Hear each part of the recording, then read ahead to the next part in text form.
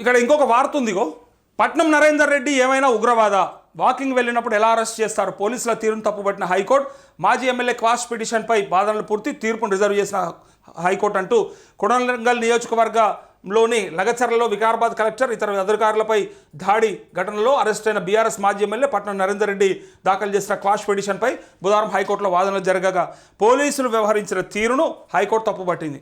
పట్నం నరేందర్ రెడ్డి ఏమైనా ఉగ్రవాద? వాకింగ్ వెళ్ళినప్పుడే ఎందుకు అరెస్ట్ చేయాల్సి వచ్చిందని ప్రశ్నించింది. ఇంటికి వచ్చినాక దొరకడు ఆయనమన్నా? పారిపోతారా?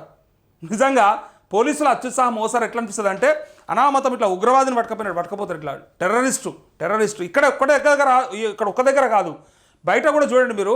ట్రాఫిక్ పోలీసుల అత్యుత్సాహం కూడా సేమ్ ఇట్లనే ఉంటుంది. డ్రంక్ అండ్ డ్రైవ్లో దొరికితే, నేను ఇంతకుముందు కూడా ఒకసారి చెప్పిన, ఆయనని ఎట్లా చూస్తారంటే ఒక దేశద్రోహిని చూసినట్టు చూస్తారు. జర్రంతా యాన్నో ఇంత దావత్ చేసుకొని ఇంటికి పోతూ ఉంటే, ఇంటికే పోతారు కదా, ఇంకా ఎక్కడ పోడు కదా, పోతూ ఉంటే దొరకబట్టుకొని ఆయన ఒక దేశద్రోహి లెక్క ప్రొజెక్ట్ చేస్తారు. ఆయన కూడా సిగ్గుతో చచ్చిపోతాడు. ఓనన్న మర్డర్ చేసినప్పుడు కూడా అంత చచ్చిపోడు, అక్కడ మాత్రం అంత సిగ్గుపడతా ఉంటాడు. అలాంటి పరిస్థితిని కల్పిస్తుంది అక్కడ ఉన్నటువంటి ఆ వాతావరణం. ఆ పోలీసులు చేసే బిహేవియర్ అట్లా ఉంటుంది. అవతలోడు మరి ఏంది, ఆయన ప్రొఫెషన్ ఏంది, ఎట్లా ఉంటాడు, ఏం చేస్తాడు, ఆయన స్థాయి ఏంది, ఆయన లెవెల్ ఏంది, ఏం సంబంధం లేదు. ఇక సరే అవన్నీ సంబంధం ఉండాలని నేను చెప్పట్లేదు, కానీ ఎవరినైనా దేశద్రోహి లెక్క చూస్తారు. జర చదువుకున్నాడా, లేకపోతే ఎరుకున్నాడా, లేకపోతే ఒక డాక్టరా, లేకపోతే ఇంకోట ప్రజాసేవ చేసినాడా, ఇవేమి ఉండవు కాడ. అందరూ ఒకటే, చట్టం ముందు అందరు సమానమే, నేను దీన్ని కాదనట్లేదు. కానీ బిహేవ్ చేసే విధానము చాలా చీప్గా బిహేవ్ చేస్తారు. అది చూసి చాలామంది బాధపడుతూ ఉంటారు. సో పోలీసు వాళ్ళ అత్యుత్సాహం అట్లా ఉంటుంది. అంటే ప్రభుత్వ పెద్దల మెప్పు పొందనీకే ఈ ప్రయత్నం. ఇప్పుడు ఆయనను అరెస్టు మామూలుగా కూడా ఇంటికి పోయినాక కూడా చేయొచ్చు. వాకింగ్ చేసి ఇంటికే పోతాడు, యాడికి పోడు కదా, ఉగ్రవాది కాదు కదా. ఇక్కడికి వెళ్ళి ఇంకో దగ్గర వెళ్తాడు, ఇక్కడికి వేరే దేశంలో వెళ్తాడని ఏం లేదు కదా, ఇక్కడనే ఉంటాడు. వాకింగ్ చేసిన తర్వాత ఇంటికే పోతాడు.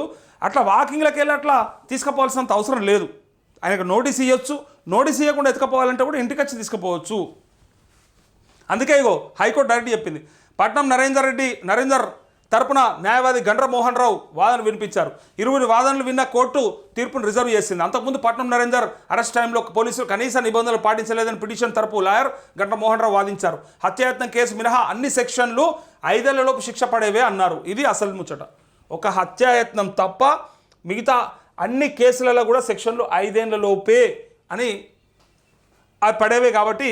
సో లగచర్ల ఘటనలో జరిగిన రోజు సురేష్తో మాజీ ఎమ్మెల్యే ఎన్ని కాల్స్ మాట్లాడారని హైకోర్టు ప్రశ్నించగా, గడిచిన 71 రోజుల్లో 80 కాల్స్ ఉన్నాయని, ఆ మాత్రం దానికి అరెస్టు చేయడం సరికాదని న్యాయవాది తెలిపారు. అరెస్టు విషయాన్ని కనీసం కుటుంబ సభ్యులకు కూడా చెప్పలేదని గుర్తు చేశారు. సుప్రీంకోర్టు తీర్పుల కింద కోర్టు కనీసం పరిగణలోకి తీసుకోలేదని, కింది కోర్టు కనీసం పరిగణలోకి తీసుకోలేదని, అరెస్టు ఎలా జరిగిందో చూడకుండానే నరేందర్ రెడ్డికి రిమాండ్ విధించారని హైకోర్టుకు వివరించారు. తన క్లయింట్ అరెస్టు అక్రమమని మోహన్ రావు వాదించారు. ముందస్తు నోటీసులు ఇవ్వకుండా మాజీ ఎమ్మెల్యేని అరెస్ట్ చేశారని, లగచర్ల ఘటన రోజున నరేందర్ రెడ్డి అక్కడ లేరని, దాడి ఘటనలో నిందితుడిగా ఆరోపణలు ఎదుర్కొంటున్న సురేష్ కాల్ డేటా ఆధారంగా పట్నం అరెస్టు చేశామని పోలీసులు చెప్తున్నారని హైకోర్టు ఎదుట వాదనలు వినిపించారు. ఇక లగచర్ల ఘటనతో ప్రభుత్వాన్ని అస్థిరపరిచే కుట్ర జరిగిందని, కలెక్టర్ అధికారుల మీద దాడులు చేయించారని, అన్నిటికీ ప్రధాన సూత్రధారి పట్నం నరేందర్ రెడ్డి అని పబ్లిక్ ప్రాసిక్యూటర్ వాదించారు. దానికి సంబంధించిన ఆధారాలు సమర్పించాలని కోర్టు కోరింది. ఇక మాజీ ఎమ్మెల్యే అరెస్టు సందర్భంగా ఎలాంటి రూల్స్ ఫాలో అయ్యారని పీపీ పబ్లిక్ ప్రాసిక్యూటర్ని హైకోర్టు అడిగింది. హైకోర్టు డైరెక్ట్గా మరి మీరు అరెస్టు సందర్భంగా మీరు తీసుకున్నటువంటి చర్యలేంటి, ఏ రూల్స్ ఫాలో అయ్యారని చెప్పి కోర్టు అడిగింది. కోర్టుకు ఇట్లా లేకపోతే సార్ కోర్టులను కూడా మేనేజ్ చేస్తున్నా అంటే అది వేరే అంశం, మాట్లాడదాం. కానీ కోర్టులకు ఇట్లా లేకపోతేలే ఈ పోలీసు వాళ్ళు, ఈ అధికారులు, లేకపోతే ఇప్పుడున్న నాయకులు ఆగకపోయేటోడు కోర్టు ఉందనే ఒకే ఒక్క భయంతోనే ఉంటారు తెలుసా చాలామంది. మామూలుడేమో పోలీసు వాళ్ళకి భయపడతాడు. పోలీసు వాళ్ళు భయపడేది ఎవరికి? ఖచ్చితంగా కోర్టులకే భయపడాల్సిందే, కోర్టులకి రిపోర్ట్ చేయాల్సిందే ఏదైనా తప్పు జరిగితే. సో కోర్టులు వాళ్ళని శిక్షించే అవకాశం ఉంటుంది కాబట్టి కోర్టులు అంటే భయం ఉంటుంది. అందుకే కోర్టులు అనేటివి లేకపోతే ఇలా ప్రజలకి న్యాయం దొరకకపోతుండే.